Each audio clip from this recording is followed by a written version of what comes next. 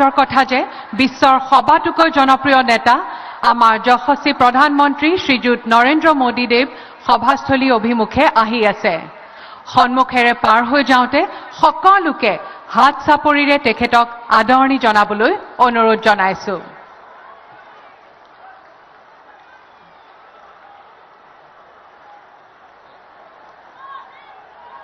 देवियों सज्जनों, आज हमारे लिए अपार हर्ष का विषय है कि विश्व के सबसे लोकप्रिय और हमारे यशस्वी प्रधानमंत्री श्री नरेंद्र मोदी जी हमारे बीच पधार रहे हैं।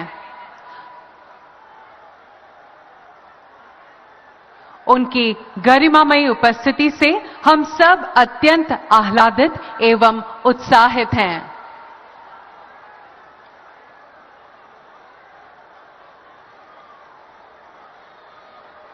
मैं यहां उपस्थित जनवृंद से करबद्ध अनुरोध करूंगी कि आप करतल ध्वनि से हमारे माननीय प्रधानमंत्री जी का अभिवादन व स्वागत करें।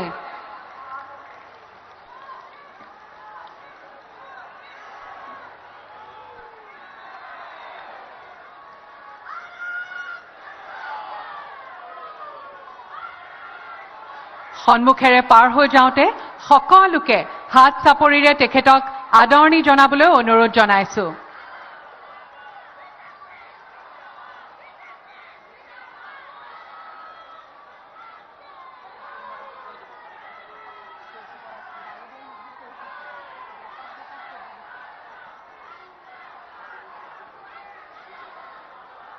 अपने समक्ष अपने श्रद्धेय प्रधानमंत्री जी की उपस्थिति से यहां पे उपस्थित महानुभावों का जोश, हर्ष और खुशी कई गुना बढ़ गई है।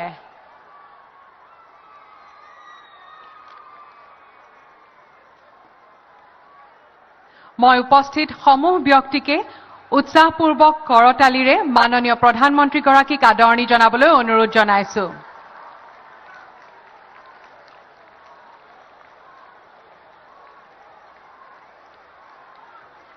माननीय प्रधानमंत्री श्री नरेंद्र मोदी जी की गरिमामयी उपस्थिति से सारा जनमानस ऊर्जा, उत्साह और आनंद से ओतप्रोत हो गया है।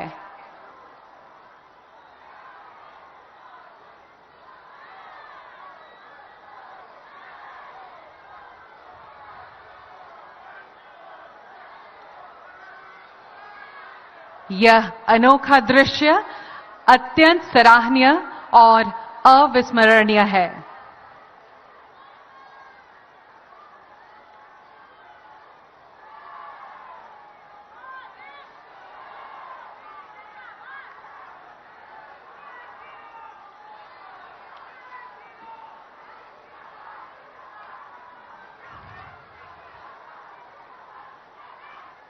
मैं उपस्थित सुधीबृन्दक पुनर अनुरोध जनाइছো डाঙৰকৈ हाथ चापৰি बजाय आमार सन्मानीय प्रधानमंत्री गराकीक आदरणि जनाওক।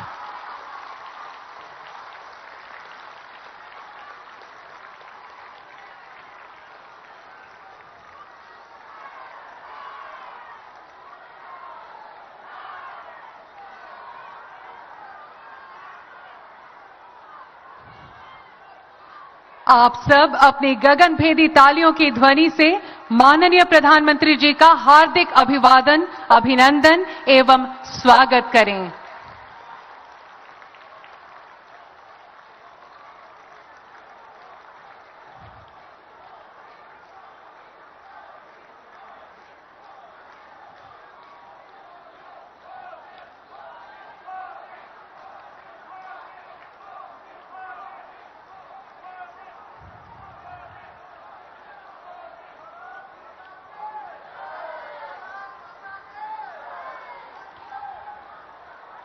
माननीय प्रधानमंत्री श्री नरेंद्र मोदी जी की दूरदर्शी नेतृत्व क्षमता ने देश को नई ऊंचाइयों पर पहुंचाया है। उत्तर पूर्व के प्रति उनका विशेष स्नेह, उनका नियमित आगमन और हमारे बीच स्मरणीय समय बिताने से झलकता है।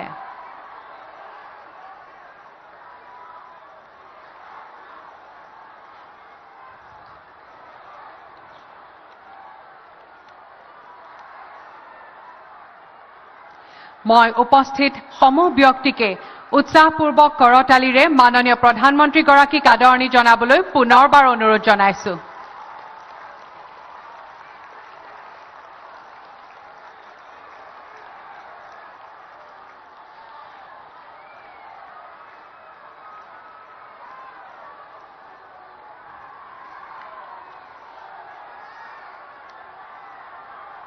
स्वास्थ्य से लेकर आवास तक, कनेक्टिविटी से पर्यटन तक, शिक्षा से सशक्तिकरण तक माननीय प्रधानमंत्री श्री नरेंद्र मोदी जी ने हमारा मार्गदर्शन किया है।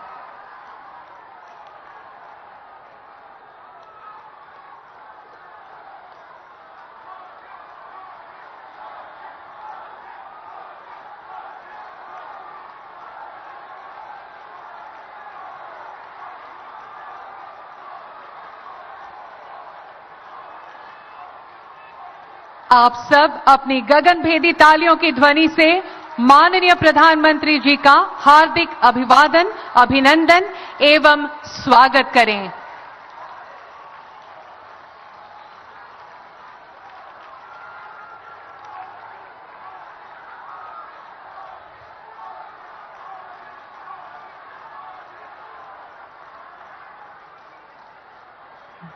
জনমুখী প্ৰধানমন্ত্ৰী মহোদয়ৰ আগমনৰ এই দৃশ্য সঁচাকৈ অতি উৎসাহজনক আৰু অবিস্মৰণীয়।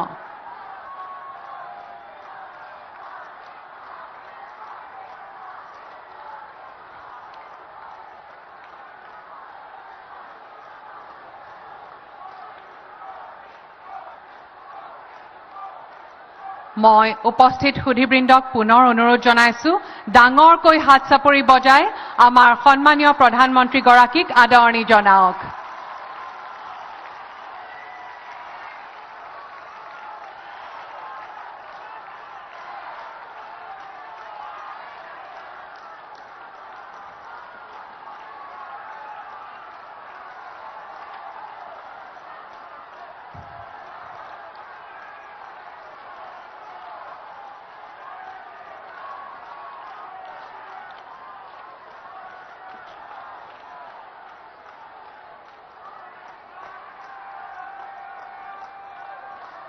माननीय प्रधानमंत्री श्री नरेंद्र मोदी जी की गरिमामयी उपस्थिति से सारा जनमानस ऊर्जा, उत्साह और आनंद से ओतप्रोत हो गया है।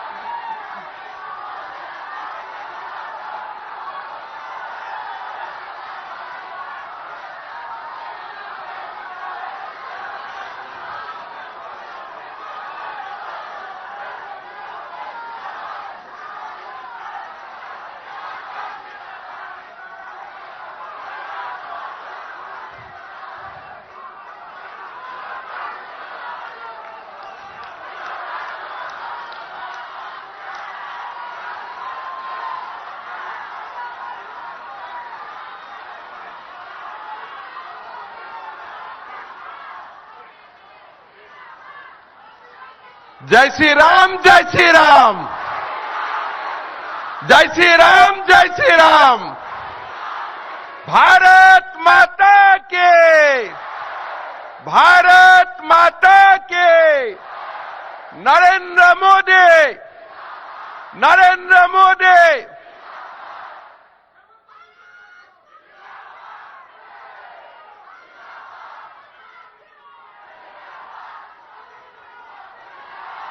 जय जय श्री राम, जय जय श्री राम।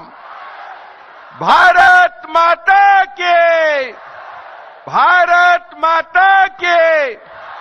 नरेंद्र मोदी, नरेंद्र मोदी, नरेंद्र मोदी। जय जय श्री राम। আৰু খন্তেক মুহূৰ্তৰ পিছতে প্ৰধানমন্ত্ৰী ডাঙৰীয়া উপস্থিত হ'ব আৰু মই সমূহ ৰাইজক অনুৰোধ কৰিম যে ৰাস্তাত থকা গোটেইবিলাক আপোনালোক ভিতৰত আহি যাওক, সুন্দৰ সভা এখন আমি উপভোগ কৰিম। भारत माता के। देवियों सज्जनों, विश्व के सबसे लोकप्रिय एवं हमारे यशस्वी प्रधानमंत्री माननीय श्री नरेंद्र मोदी जी का हम सब मंच पर हार्दिक स्वागत एवं अभिनंदन करते हैं।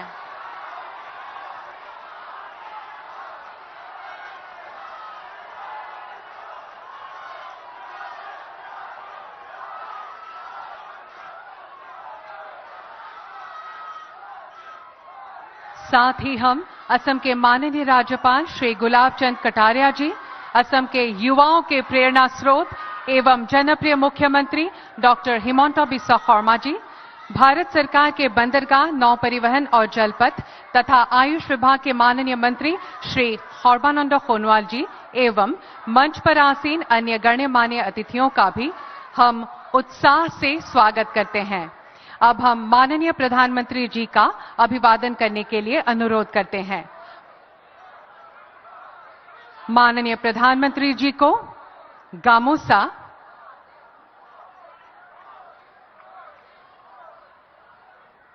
खौराई,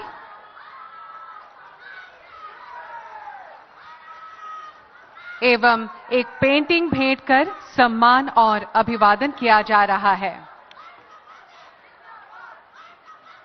यह पेंटिंग बटद्रवा सत्र को चित्रित करती है, जहां असम की सांस्कृतिक चेतना के महापुरुष श्रीमंत शंकरदेव का जन्म हुआ था। धन्यवाद। এতিয়া মই অসমৰ মাননীয় মুখ্যমন্ত্ৰী ডক্টৰ হিমন্ত বিশ্ব শৰ্মাদেৱক আদৰণি ভাষণ প্ৰদান কৰিবলৈ অনুৰোধ জনাইছো।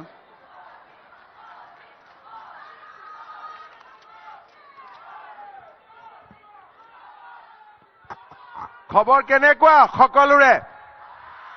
খবৰ কেনেকুৱা? 22 তাৰিখে ৰাম মন্দিৰ যেতিয়া প্ৰধানমন্ত্ৰী ডাঙৰীয়াই প্ৰাণ প্ৰতিষ্ঠা কৰিছিলে, আমি টিভিত কোনে কোনে চাই আছিলো? কোনে কোনে চাই আছিলো? সকলোৱে? তেতিয়াহ'লে মোৰ লগত একেলগে ক'ব, জয় জয় শ্ৰীৰাম, নৰেন্দ্ৰ মোদী, नरेंद्र मोदी। भारत माता की, भारत माता की। আজিৰ সভাত আমাৰ মাজত উপস্থিত বিশ্বৰ সবাতোকৈ জনপ্ৰিয় নেতা, উত্তৰ পূব আৰু অসমৰ প্ৰকৃত হিতৈষী আৰু আমাৰ সকলোৰে আদৰৰ সন্মানৰ প্ৰধানমন্ত্ৰী নৰেন্দ্ৰ মোদী ডাঙৰীয়া, অসমৰ মহামান্য ৰাজ্যপাল গোলাব চান্দ কাটাৰিয়া ডাঙৰীয়া, ভাৰত চৰকাৰৰ মন্ত্ৰী আমাৰ সকলোৰে সন্মানৰ সৰ্বানন্দ সোণোৱাল ডাঙৰীয়া, ভাৰত চৰকাৰৰ ৰাজ্যিক মন্ত্ৰী ৰামেশ্বৰ তেলী ডাঙৰীয়া, অসম চৰকাৰৰ মন্ত্ৰী অতুল বৰা ডাঙৰীয়া, বিটিআৰ প্ৰধান প্ৰমোদ বড়ো ডাঙৰীয়া, কাৰ্বি আলং স্বায়ত্তশাসিত পৰিষদৰ মুখ্য কাৰ্যবাহী সদস্য তুলিৰাম ৰংহাং ডাঙৰীয়া, উত্তৰ কাছাৰ স্বায়ত্তশাসিত পৰিষদৰ মুখ্য কাৰ্যবাহী সদস্য দেবুলাল গাৰ্লুচা ডাঙৰীয়া আৰু ভাৰতীয় জনতা পাৰ্টিৰ সন্মানীয় সভাপতি ভৱেশ কলিতা ডাঙৰীয়া, মোৰ খেৱাৰ থলী ৰাইজ, আই মাতৃসকল আৰু যুৱক যুৱতী বন্ধু বান্ধৱীসকল, আজি অসমৰ বাবে এটা সোণালী দিন, এটা আমি পাহৰিব নোৱাৰা নতুন ইতিহাস ৰচিব খোজা এটা নতুন সুৰুজমুখী দিন। এটা দিনত 11,600 কোটি টকাৰ প্ৰকল্প আমাৰ অসম মাতৃয়ে লাভ কৰিছে। এয়া অসমৰ ইতিহাসত আগতে কেতিয়াও সম্ভৱ হোৱা নাছিল।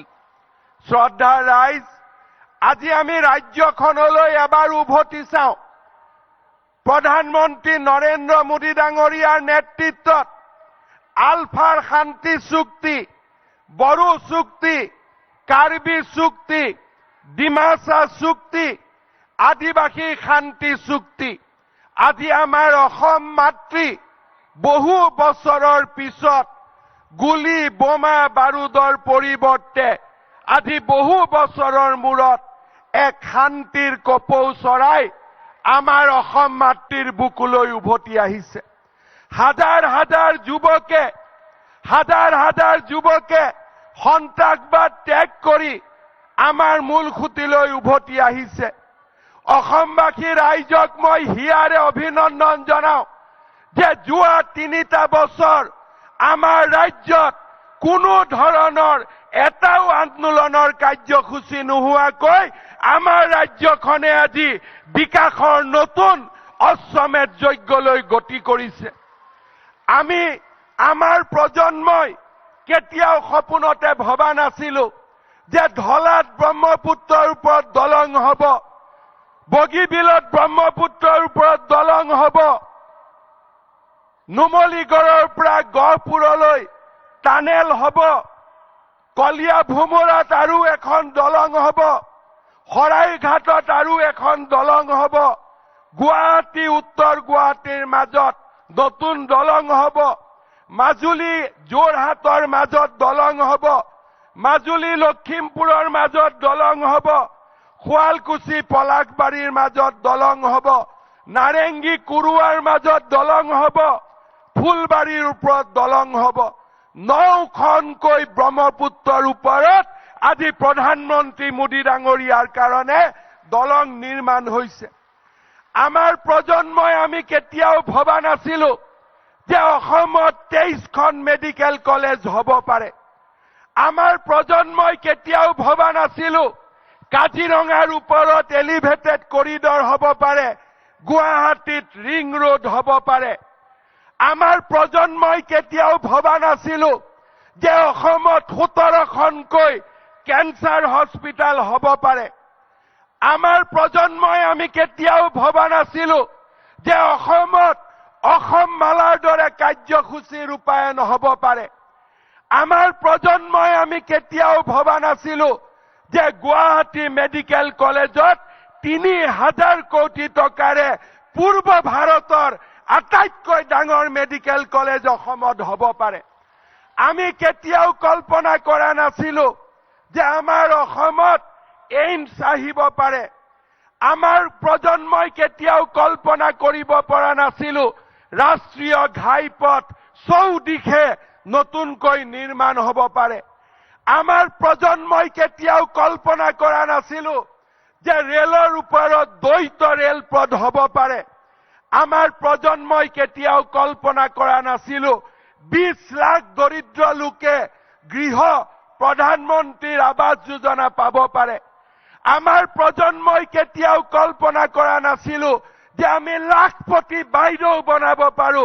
আমি কেতিয়াও কল্পনা কৰা নাছিলো।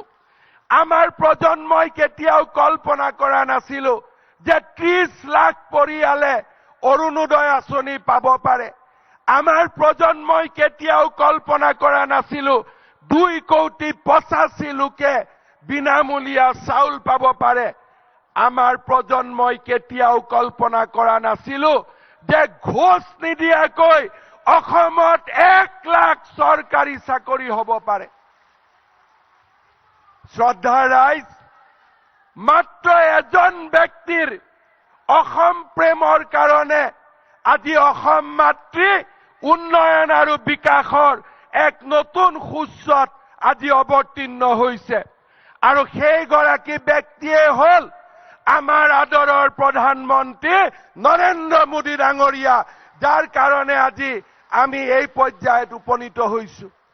আমি অসমীয়া কৃতজ্ঞ, আমি কৃতজ্ঞ অসমীয়াই প্ৰধানমন্ত্ৰী ডাঙৰীয়াৰ ওচৰত আমি অংগীকাৰ কৰিছো, দুৰ্নীতিৰ পৰিৱৰ্তে নিকা প্ৰশাসন, দৰিদ্ৰৰ বিকাশ, যুৱকৰ কৰ্ম সংস্থাপন আৰু এক আন্দোলন বিবৰ্জিত পৰিৱেশৰ মাজেৰে আমি আমাৰ অসমক ভাৰতৰ সৰ্বশ্ৰেষ্ঠ ৰাজ্যত আমি পৰিণত কৰিম।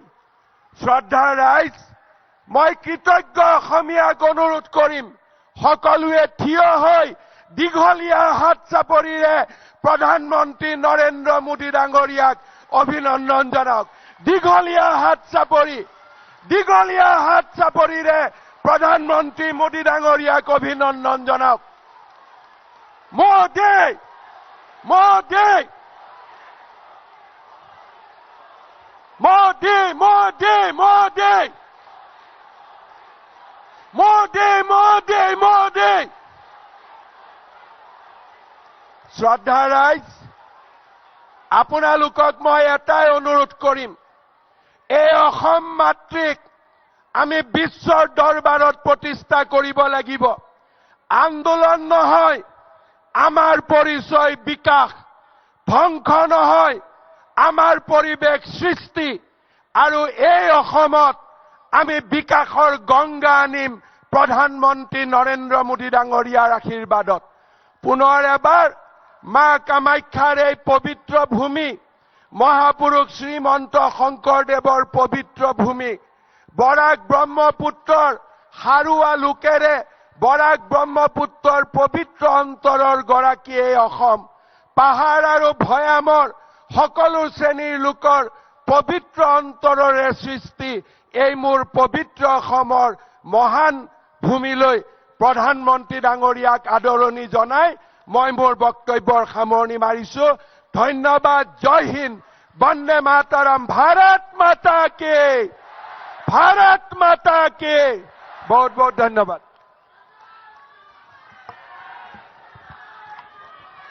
धन्यवाद महाशय। देवियों सज्जनों, आज असम के लिए एक ऐतिहासिक एवं गौरव का दिन है।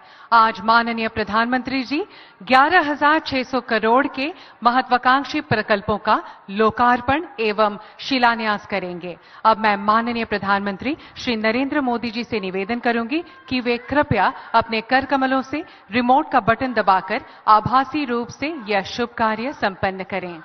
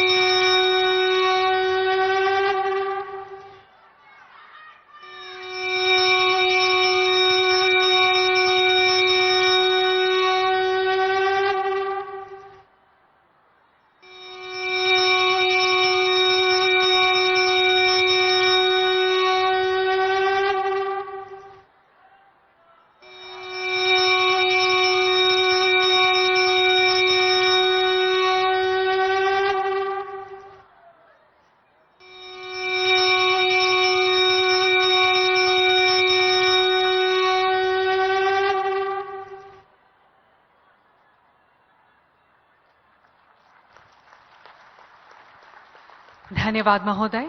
अब इन प्रकल्पों के बारे में हम एक लघु वृत्त चित्र प्रस्तुत करेंगे। आधारभूत संरचना और यातायात के व्यापक विस्तार, विकास और प्रगति शिखर की ओर यात्रा। यह है सपना हमारे देश के अग्रणी प्रधानमंत्री और एक प्रगतिशील नेता माननीय श्री नरेंद्र मोदी जी का। उनके सबल नेतृत्व में संपूर्ण देश के साथ असम और उत्तर पूर्वांचल ने प्रारंभ की है विकास की एक सफल यात्रा। पूर्वोत्तर भारत 21वीं सदी में देश के विकास का इंजन बनेगा। असम तथा उत्तर पूर्वांचल के विकास के लिए हमेशा सक्रिय और तत्पर हमारे प्रधानमंत्री श्री नरेंद्र मोदी जी। धौला खदिया और बोगीबील जैसे पुल असम को समर्पित करने के बाद आज हमारे प्रधानमंत्री श्री नरेंद्र मोदी जी के कर कमलों से प्रारंभ होगी 10 नई विकासशील योजनाएं, जिनकी कुल लागत 11,600 करोड़ रुपए अनुमानित की गई है। मां कामाख्या के आशीर्वाद से धन्य है असम भूमि। कामाख्या धाम की परिसर के संरक्षण और संवर्धन के साथ भक्तों के लिए दर्शन सुगम बनाने के लिए प्रधानमंत्री के डिवाइन योजना के तहत केंद्र सरकार की मदद से एक महत्वाकांक्षी परियोजना प्रारंभ की गई है।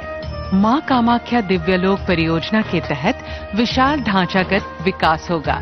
इस परियोजना की कुल लागत 500 करोड़ अनुमानित की गई है। एक भारत श्रेष्ठ भारत की नारे के तहत गुवाहाटी में एकता मॉल बनाया जाएगा। एकता मॉल स्थानीय रूप से उत्पादित वस्तुओं, छोटे व्यवसायों, कारीगरों, सड़क किनारे के व्यवसाय और पारंपरिक खाद्य व्यवसायों को एक वाणिज्यिक मंच प्रदान करेगा। कुल परियोजना लागत 297 करोड़ है। गुवाहाटी मेडिकल कॉलेज अस्पताल असम ही नहीं पूरे पूर्वोत्तर के असंख्य रोगियों की आशा और भरोसे का स्थल है। रोगियों की बढ़ती संख्या को ध्यान में रखते हुए इसका नए सिरे से निर्माण करना आवश्यक हो गया है।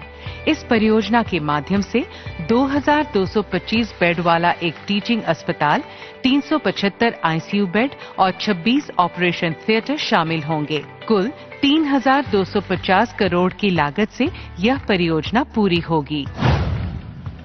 बराक घाटी के जनता की लंबी मांग को पूरा करते हुए अमृतकाल में सरकार द्वारा लिया गया और एक फैसला, कोरिमगंज के रामकृष्ण नगर में एक मेडिकल कॉलेज की स्थापना।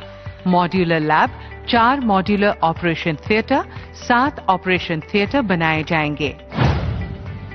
असम सरकार ने गुवाहाटी का सबसे पुराना खेल परिसर नेहरू स्टेडियम को नया स्वरूप देने के लिए एक नई परियोजना प्रारंभ की है। कुल 832 करोड़ की अनुमानित लागत से गुवाहाटी नेहरू स्टेडियम का कायाकल्प किया जाएगा। सौंड्रापुर स्टेडियम नाम से बनने वाला स्पोर्ट्स कॉम्प्लेक्स में एक फुटबॉल फील्ड, 2 प्राकृतिक गैलरी और सभी सुविधा संपन्न बहुमंजिला भवन इस परियोजना के तहत बनकर तैयार होगा। लोकप्रिय गोपीनाथ बॉर्डलोई हवाई अड्डे को जोड़ने वाली संपर्क सड़क की संगठन और विकास का फैसला किया गया है। पीएम डिवाइन योजना के तहत फिलहाल के टर्मिनल से 2 लेन युक्त सड़क को 4 लेन युक्त सड़क में तब्दील किया जाएगा। राज्य सरकार इस परियोजना को अधिक वित्तीय सहायता से 6 लेन युक्त कैरियजवे के रूप में विकसित करेगी। 1000 किलोमीटर सड़क उन्नतीकरण की एक अभिलाषी परियोजना तैयार की गई है। Assam road network master plan के तहत 43 सड़कों का विकास किया जाएगा। हमारे लिए सौभाग्य की बात है कि इन 8 परियोजनाओं का शिलान्यास आज देश के अग्रणी नेता माननीय प्रधानमंत्री श्री नरेंद्र मोदी जी के कर कमलों द्वारा संपन्न हुआ। केंद्र सरकार ने उत्तरी असम में दोलाबाड़ी से जामुगुरी तक जियाभोरोली पुल को छोड़कर 4 लेन के राष्ट्रीय राजमार्ग का निर्माण पूरा कर लिया है। कुल परियोजना लागत लगभग 592 करोड़ है और बिस्वनाथ से गौहपुर तक का 4 लेन राष्ट्रीय राजमार्ग का निर्माण पूरा कर लिया है। परियोजना की कुल लागत लगभग 1,451 करोड़ है।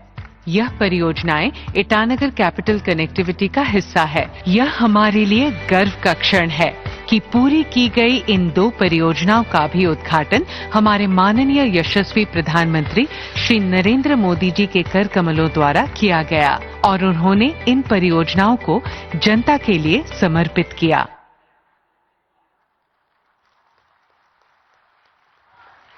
अब मैं माननीय प्रधानमंत्री श्री नरेंद्र मोदी जी से अपना बहुमूल्य उद्बोधन देने के लिए विनम्र अनुरोध करती हूं।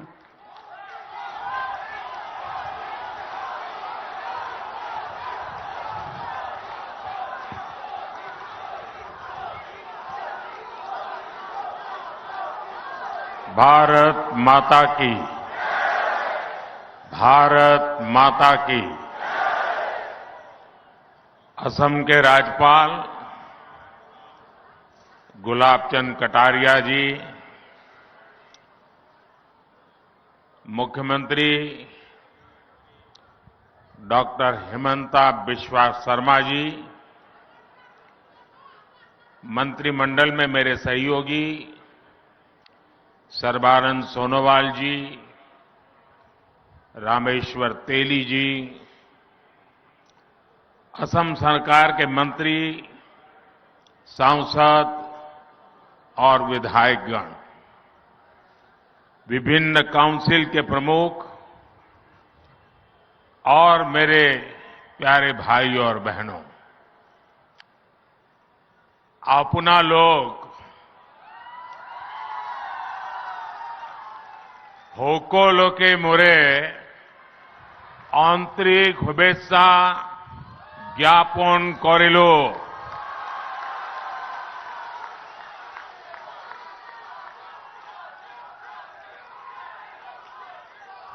आज मुझे एक बार फिर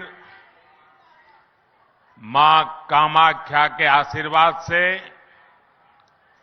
असम के विकास से जुड़े प्रोजेक्ट्स आपको सौंपने का सौभाग्य मिला है। थोड़ी देर पहले यहां 11,000 करोड़ रुपयों के प्रोजेक्ट का शिलान्यास और लोकार्पण हुआ है। ये सारे प्रोजेक्ट असम और नॉर्थ ईस्ट के साथ ही दक्षिण एशिया के दूसरे देशों के साथ इस क्षेत्र की कनेक्टिविटी को और मजबूत करेंगे। ये प्रोजेक्ट असम में टूरिज्म सेक्टर में नए रोजगार पैदा करेंगे और स्पोर्टिंग टैलेंट को भी नए अवसर देंगे। ये मेडिकल एजुकेशन और हेल्थ केयर सेक्टर में भी रूप में भी असम की भूमिका का विस्तार करेंगे। मैं असम के नॉर्थ ईस्ट के अपने सभी परिवारजनों को इन परियोजनाओं के लिए बहुत बहुत बधाई देता हूं।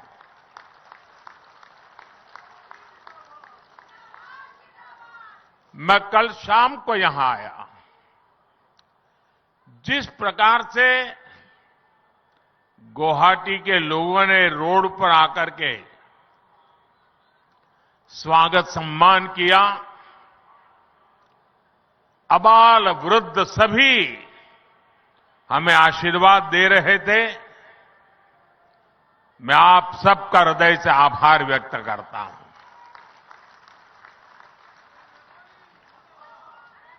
मैंने टीवी पर देखा कि आप लोगों ने लाखों दीप जलाए।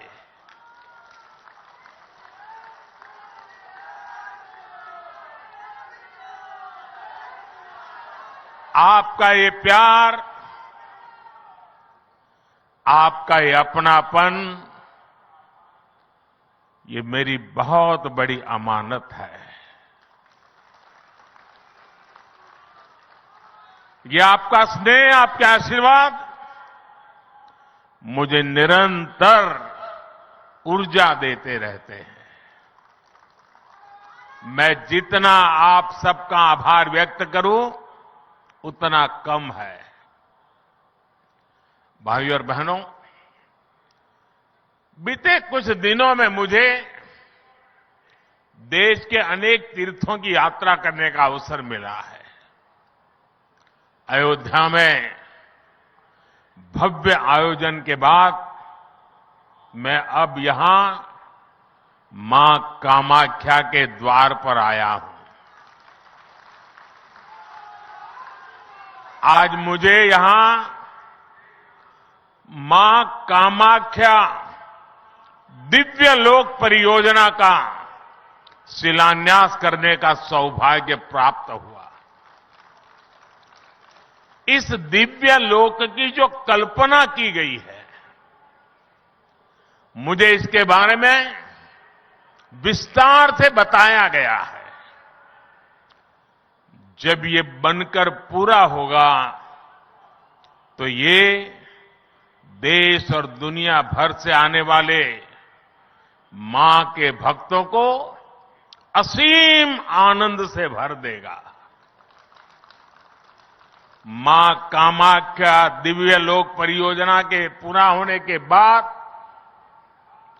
हर साल और ज्यादा श्रद्धालु यहां आकर दर्शन कर सकेंगे। और मैं देख रहा हूं कि मां कामाख्या के दर्शन की संख्या जितनी ज्यादा बढ़ेगी, उतना ही पूरे नॉर्थ ईस्ट में ये टूरिज्म का प्रवेश द्वार बन जाएगा। जो भी यहां आएगा पूरे नॉर्थ ईस्ट के टूरिज्म की ओर बढ़ेगा। एक प्रकार से ये उसका प्रवेश द्वार बन जाने वाला है। इतना बड़ा काम इस दिव्य लोक के साथ जुड़ा हुआ है।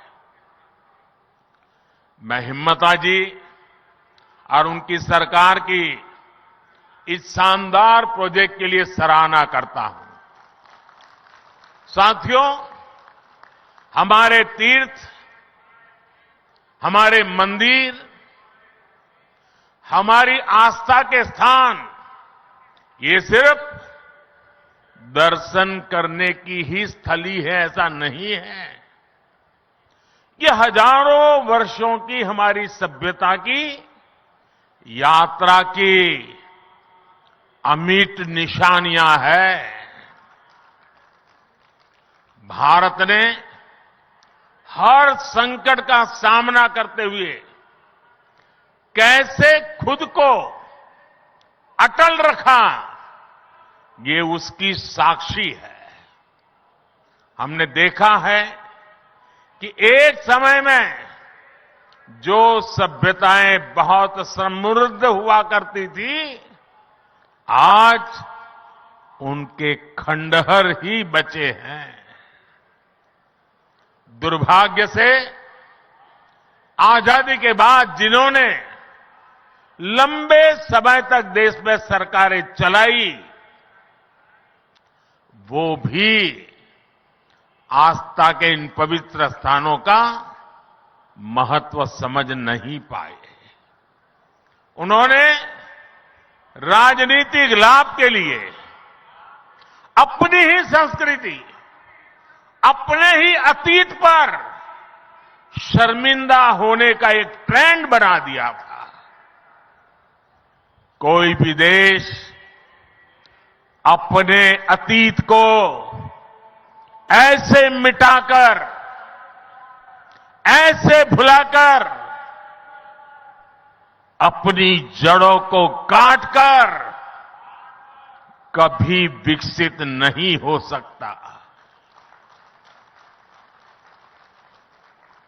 मुझे संतोष है कि बीते 10 वर्षों में अब भारत में स्थितियां बदल गई है। भाजपा की डबल इंजन सरकार ने विकास और विरासत को अपनी नीति का हिस्सा बनाया है। इसका परिणाम आज हम असम के अलग अलग कोनों में भी देख रहे हैं। असम में आस्था, अध्यात्म और इतिहास से जुड़े सभी स्थानों को आधुनिक सुविधाओं से जोड़ा जा रहा है। विरासत को संजोने के इस अभियान के साथ ही विकास का अभियान भी उतनी ही तेजी से चल रहा है। बीते 10 वर्षों को देखो तो हमने देश में रिकॉर्ड संख्या में कॉलेज बनाए हैं, यूनिवर्सिटीज बनाए हैं। पहले बड़े संस्थान सिर्फ बड़े शहरों में ही होते थे। हमने आईआईटी,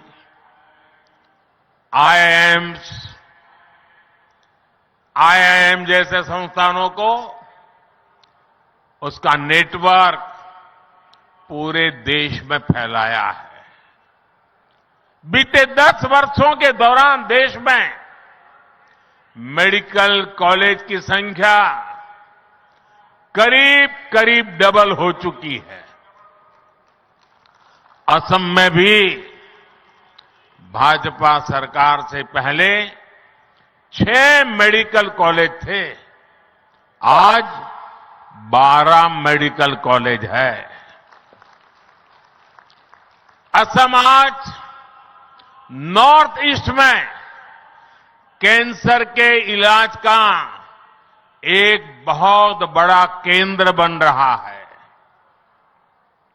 साथियों, देशवासियों का जीवन आसान हो, ये हमारी सरकार की प्राथमिकता रही है। हमने 4 करोड़ से अधिक गरीब परिवारों के पक्के घर बनाए हैं। हमने घर घर पानी, घर घर बिजली पहुंचाने का अभियान भी चलाया है। उज्ज्वला योजना ने आज असम की लाखों बहनों बेटियों को धुएं से मुक्ति दी है। स्वच्छ भारत अभियान के तहत बने शौचालयों ने असम की लाखों बहनों बेटियों की गरिमा की रक्षा की है। साथियों, विकास और विरासत पर हमारे इस फोकस का सीधा लाभ देश के नौजवानों को हुआ है। आज देश में पर्यटन और तीर्थ यात्रा को लेकर उत्साह बढ़ रहा है। काशी कॉरिडोर बनने के बाद वहां रिकॉर्ड संख्या में श्रद्धालु पहुंच रहे हैं। बीते 1 वर्ष में 8.5 करोड़ लोग काशी गए। 5 करोड़ से अधिक लोगों ने उज्जैन में महाकाल महालोक के दर्शन किए। 19 लाख से अधिक लोगों ने केदार धाम की यात्रा की है। अयोध्या धाम में प्राण प्रतिष्ठा को अभी कुछ ही दिन हुए हैं। 12 दिन में ही अयोध्या में 24 लाख से ज्यादा लोग दर्शन कर चुके हैं। मां कामाख्या दिव्य लोक बनने के बाद यहां भी हम ऐसा ही दृश्य देखने वाले हैं। साथियों, जब तीर्थ यात्री आते हैं, श्रद्धालु आते हैं, तब गरीब से गरीब भी कमाता है। रिक्शे वाले हो, टैक्सी वाले हो, होटल वाले हो, रेहड़ी पटरी वाले हो, सभी की आमदनी बढ़ती है। इसलिए इस वर्ष के बजट में भी हमने पर्यटन पर बहुत बल दिया है। केंद्र की भाजपा सरकार पर्यटन से जुड़े ऐतिहासिक स्थानों के विकास के लिए नया अभियान शुरू करने जा रही है। असम में, नॉर्थ ईस्ट में तो इसके लिए भरपूर संभावनाएं हैं। इसलिए भाजपा सरकार नॉर्थ ईस्ट के विकास पर विशेष जोर दे रही है। साथियों, बीते 10 वर्षों से नॉर्थ ईस्ट में रिकॉर्ड संख्या में टूरिस्ट आए हैं। आखिर ऐसे कैसे हुआ?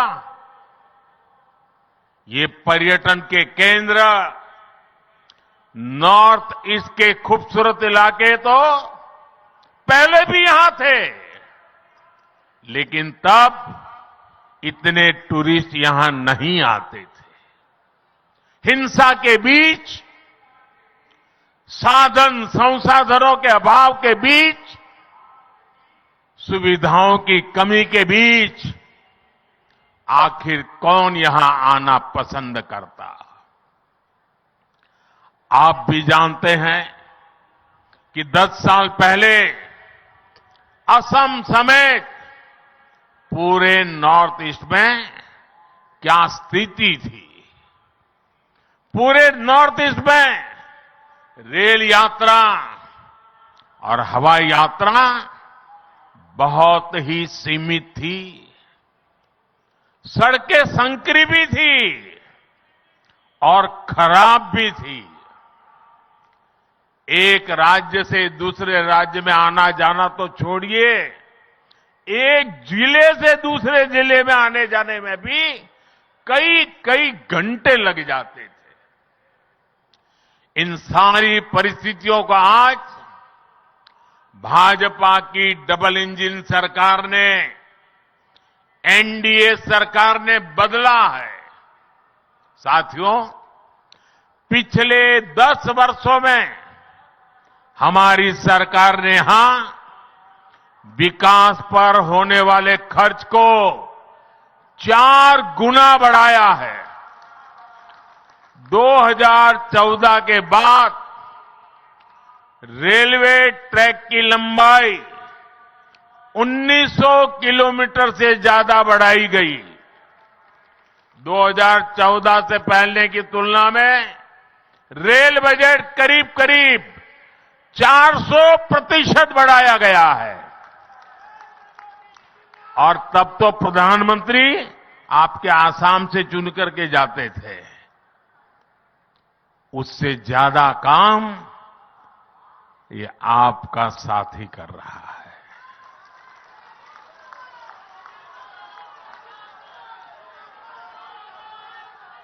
- 2014 तक यहां सिर्फ 10,000 किलोमीटर नेशनल हाईवे हुआ करते थे। पिछले 10 वर्षों में ही हमने 6,000 किलोमीटर के नए नेशनल हाईवे बनाए हैं। आज 2 और नई सड़क परियोजनाओं का उद्घाटन हुआ है। इससे अब ईटानगर तक कनेक्टिविटी और बेहतर होगी। आप सभी लोगों की मुश्किलें और कम होगी। साथियों, आज पूरा देश कह रहा है कि मोदी की गारंटी यानी गारंटी पूरा होने की गारंटी।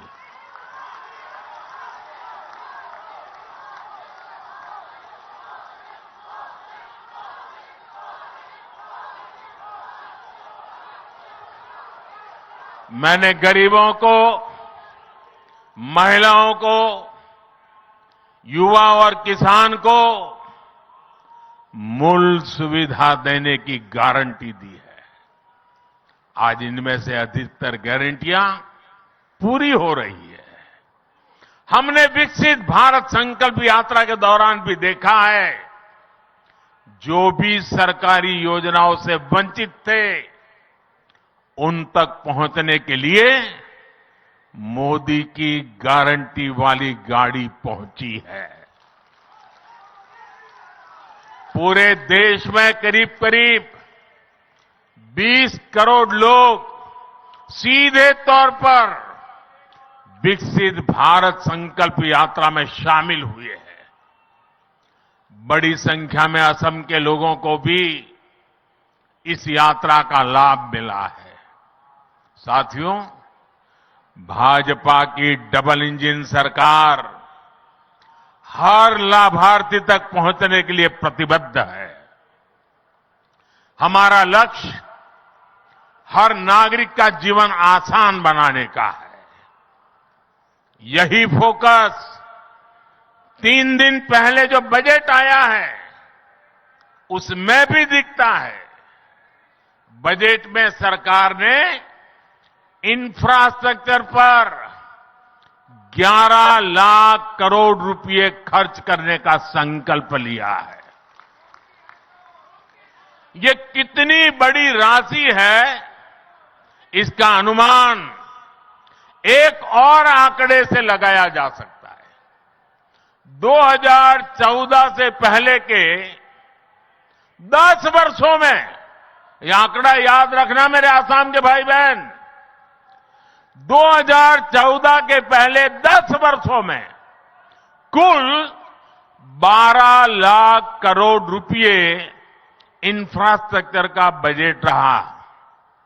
10 साल में 12 लाख करोड़, यानी जितना पहले की केंद्र सरकार ने अपने 10 साल में खर्च किया था, करीब करीब उतनी ही राशि हमारी सरकार अगले 1 साल में खर्च करने जा रही है।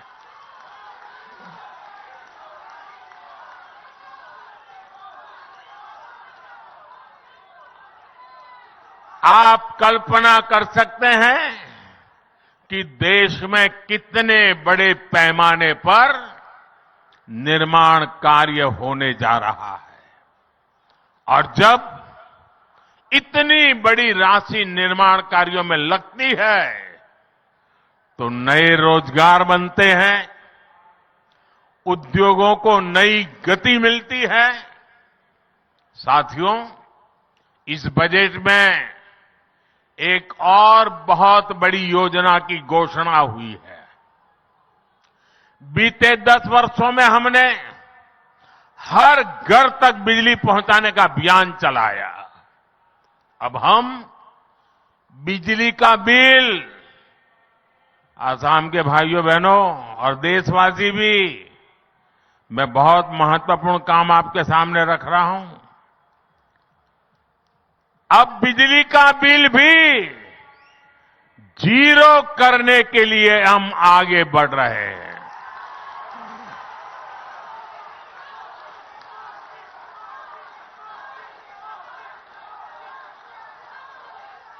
बजट में सरकार ने रूफटॉप सोलर की बहुत बड़ी योजना का ऐलान किया है। इस योजना के तहत प्रारंभ में 1 करोड़ परिवारों को सोलर रूफटॉप लगाने के लिए सरकार मदद करेगी। इससे उनका बिजली का बिल भी 0 होगा और साथ ही सामान्य परिवार अपने घर पर बिजली पैदा करके बिजली बेच करके कमाई भी करेगा। साथियों, मैंने देश की 2 करोड़ बहनों को लखपति बनाने की गारंटी दी थी।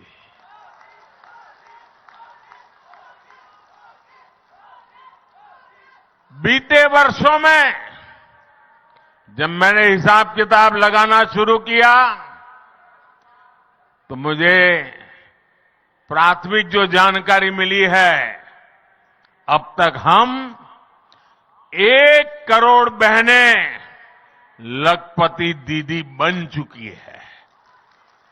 हमारे देश में सेल्फ हेल्प ग्रुप में काम करने वाली 1 करोड़ बहनें जब लखपति दीदी बनती है ना, तो नीचे धरती कितनी बदल जाती है दोस्तों।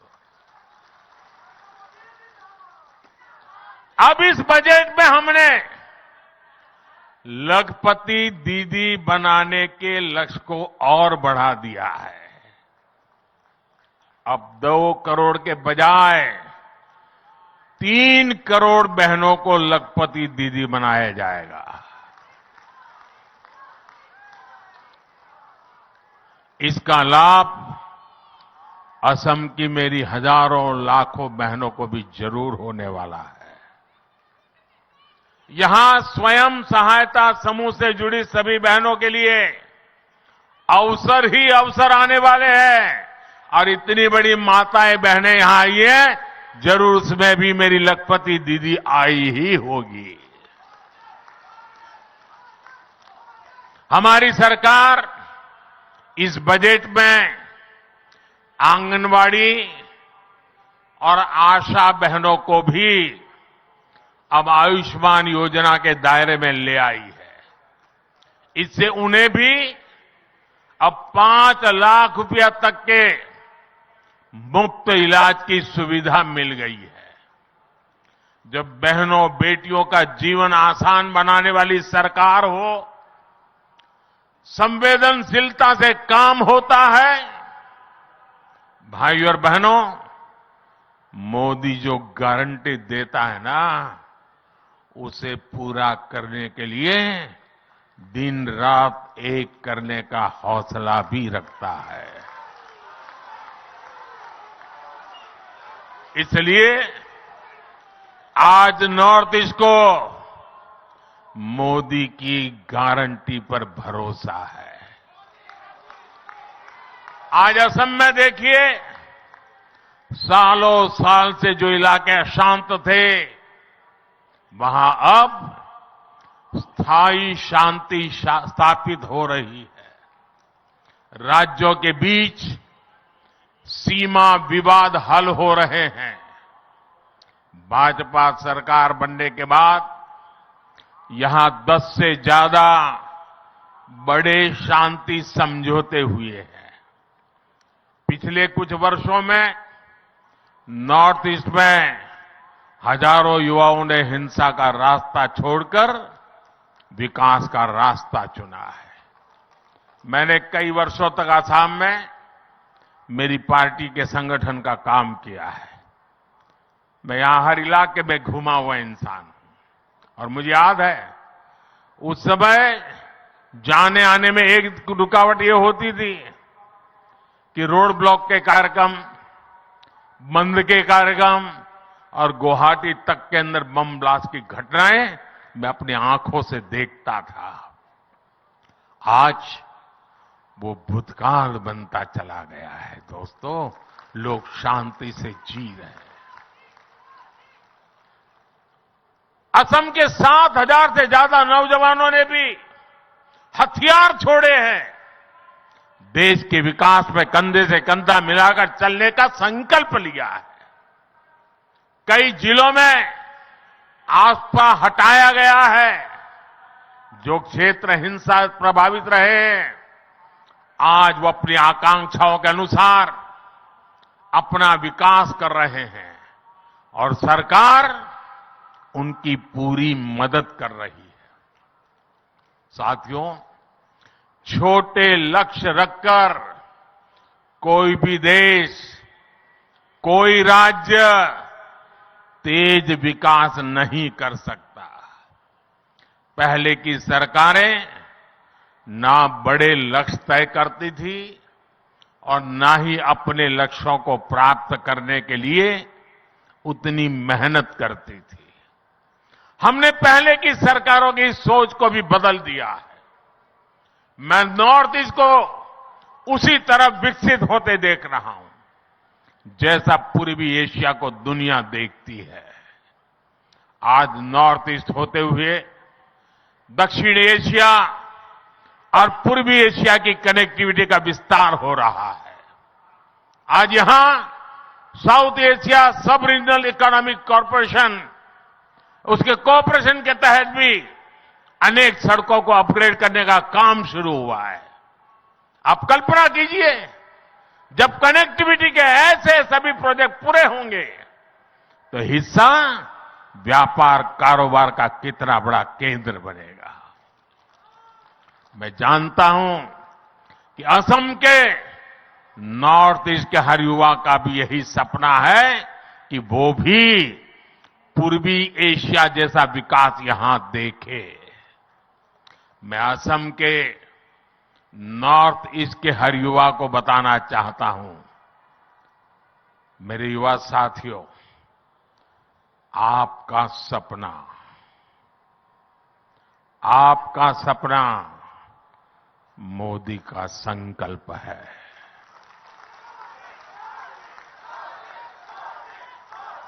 और आपके सपने पूरे हो, इसके लिए मोदी अपनी तरफ से कोई कसर बाकी नहीं छोड़ेगा।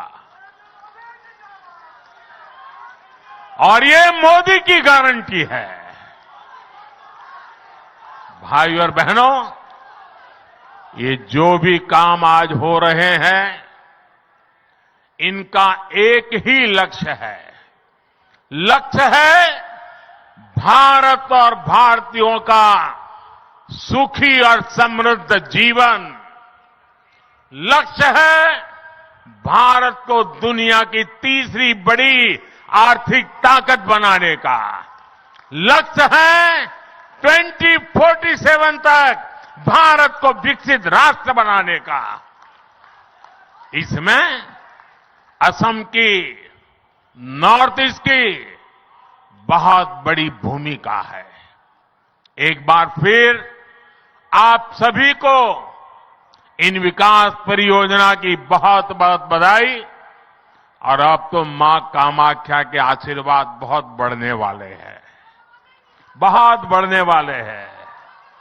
और इसलिए मैं भव्य दिव्य असम की तस्वीर साकार होती देख रहा हूं। साथियों, आपके सपने पूरे होंगे, ये हम अपनी आंखों से देखेंगे, मैं आपको विश्वास दिलाता हूं।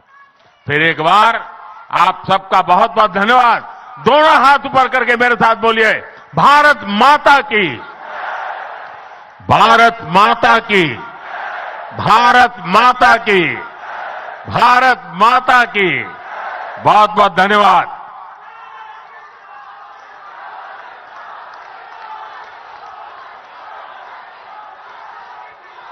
महोदय, आपके उत्साहवर्धक आशीर्वचनों के लिए हम आपको कोटि कोटि प्रणाम करते हैं।